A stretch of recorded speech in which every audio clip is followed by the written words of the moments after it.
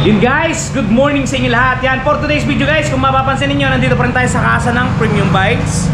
Yan. At for today's video, ang ating pag-uusapan guys ay ang ating Honda Beat Premium 2025. Ito guys, yan.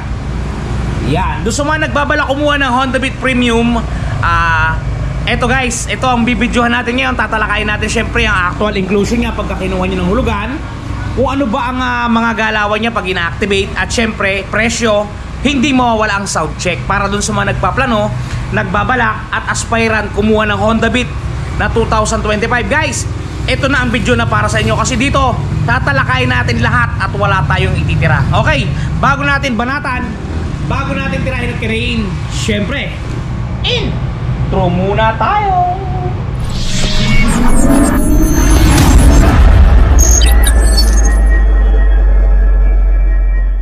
Okay guys, without further ado, ito kung makikita ninyo, kinakalabsaw at iniumpisa na ng ating kasamang si Joben ang pag-a-activate at paglilinis sa ating Honda Beat Premium.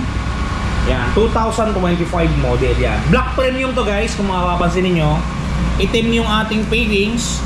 Meron lang siyang kakaunting mga puti na decals. At syempre yung gulong natin kulay gold.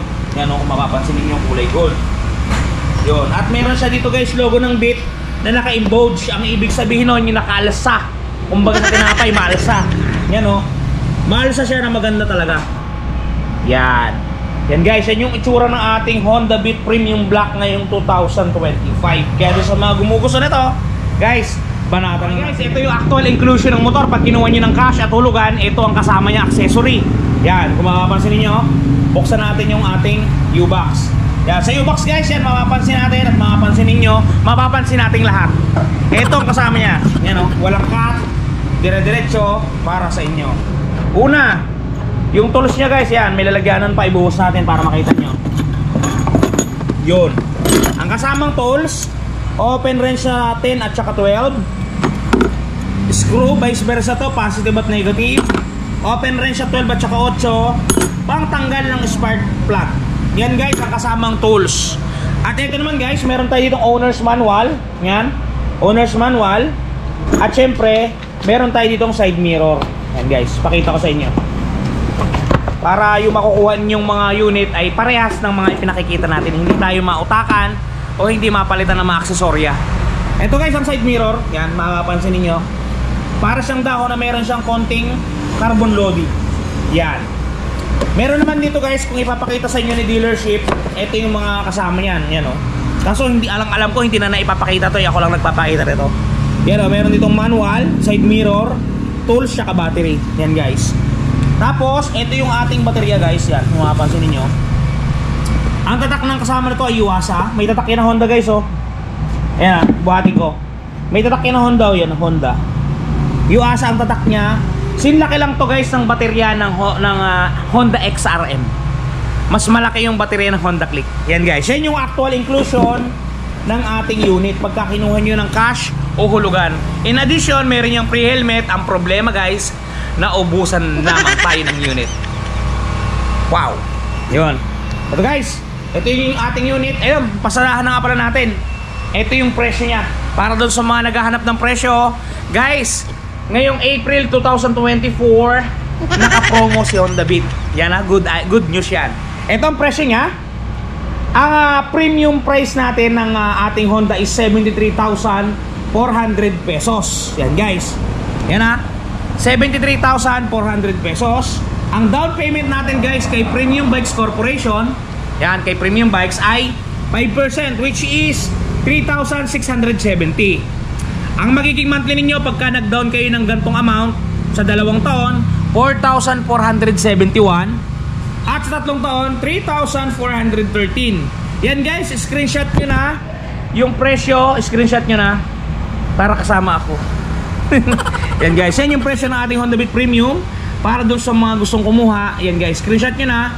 Budget meal at budget friendly talaga. Okay guys, kaya naman dumako tayo sa, syempre, sa pag-activate ng ating unit para makita ninyo ang galawan ng mga staff kung paano pinapaandar to. Alright, activate na ni Joben ang ating battery. Dito matatagpuan yung ating lokasyon ng battery guys. Ayan, sa ibabang parte ng ating foot peg.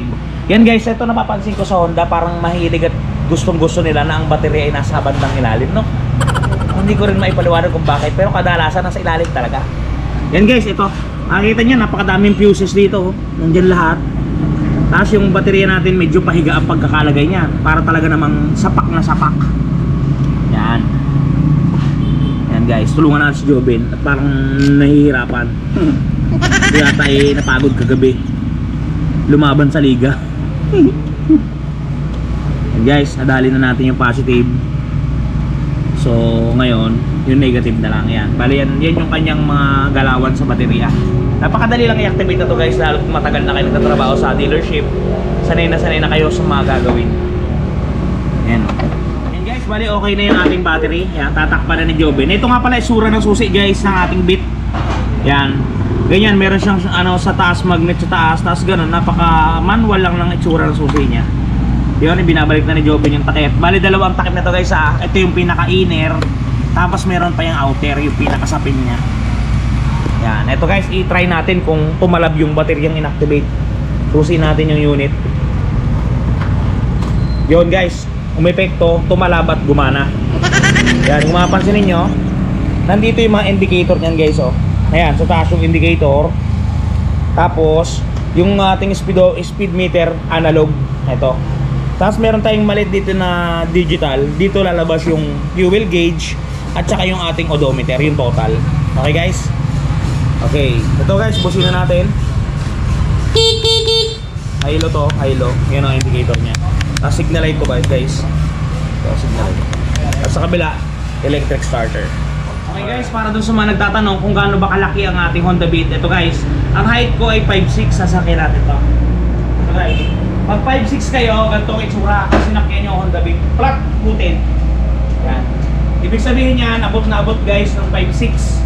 Pero ito ay abot na abot ng hanggang 5 flat. Yan. And guys, doon naman sa legroom, ito guys. Yan, doon sa legroom, ito guys, sasabi nila masikip. Yan, 5'6" tayo guys. Ito yung proper hindi siya sabit. Maluwag pa din. Kaya doon sa mga 411, 5 flat hanggang 5'6", 5'8". Yan guys, goods sa goods guys ang Honda Beat. Hindi siya pangit tingnan. O, di ba? Okay, ngayon guys, lagyan na natin ng gasolina para mapaandar natin ang unit. Yan. Ito yung gasolina natin guys, nabili na ni Joben. At kailangan na lang isalin ni Joben Fiesta.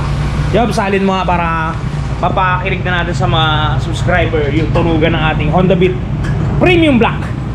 And guys, 1 liter ang gasolina natin guys ha. Salin ni Joben. Yan.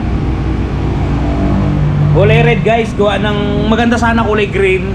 Kaso wala kasing gas station dito na malapit na nagbebenta nun malayo. Kaya no choice tayo kundi sa red. Okay naman yung red. Wala namang problema yun. Okay guys, start natin ang unit. Yan. Start mo Jobs. Yan. Start mo Jobs. Yan guys, start natin ha. Yan guys, umaandar na oh.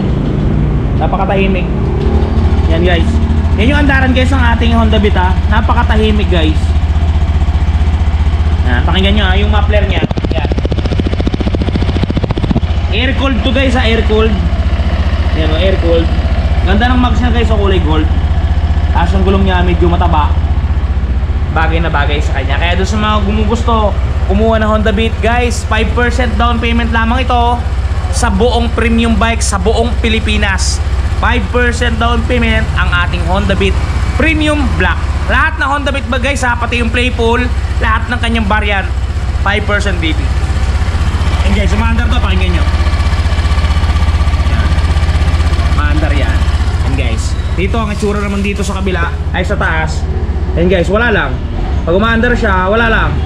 Wala siyang RPM, etc. etc. Ito guys, sa harapan niya nakabuhay na syempre yung kanyang LED. Yan, LED to guys. Yan. Yun guys, dun nga pala sa mga tropa natin. Yan, ma-share ko lang. Kung gusto nyo kumuha na ito, ang requirements lang ay isang valid ID at proof of income. Yun lang guys.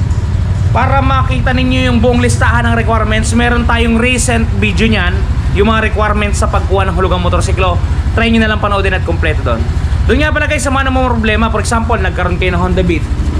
Ngayon nagasgasan guys, nagasgas, hindi sa iniling, nagasgas. Ito guys, panoodin nyo, touch paint na nakakabura ng mga gasgas. Ang sasakyan to, pero pansinin nyo, meron siyang natuklap na side yung pagkakapintura. Ngayon, tatakpan natin yan gamit ang touch paint ni wash body. Okay guys ha? Ayan. Buksan muna natin yung item. Mahirap pala pag one hand. Wait lang guys. Yan guys, nabuksan na natin siya. So ngayon, check muna natin. Apply natin yung. So guys, piliin nyo lang yung kulay na sakto dun sa inyong sasakyan. Kaya na to, pearl white din. Okay guys ha, apply natin ngayon. Pansinin nyo guys yung pagbabago ha. So tayo. Para siyang ano, pang touch paint guys, para matanggal natin yung mga nawalang kulay. Hahabulin niya talaga yung kulay. Yan, pansin nyo. Medyo basa pa kasi. Yan. So tayo. Gandang item to guys. Hindi ko pala nakukunan, sorry. Hirap kasi, wala akong cameraman. Me, myself, and I lang.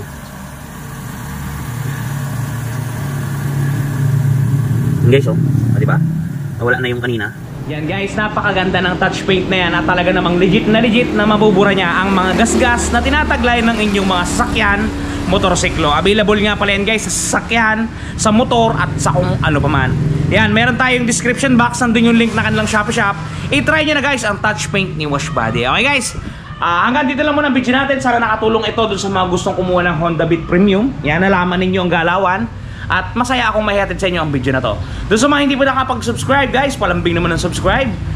Okay, maraming salamat. Ingat kayo palagi at palagi kayong magpapakasaya. Si Rob TV.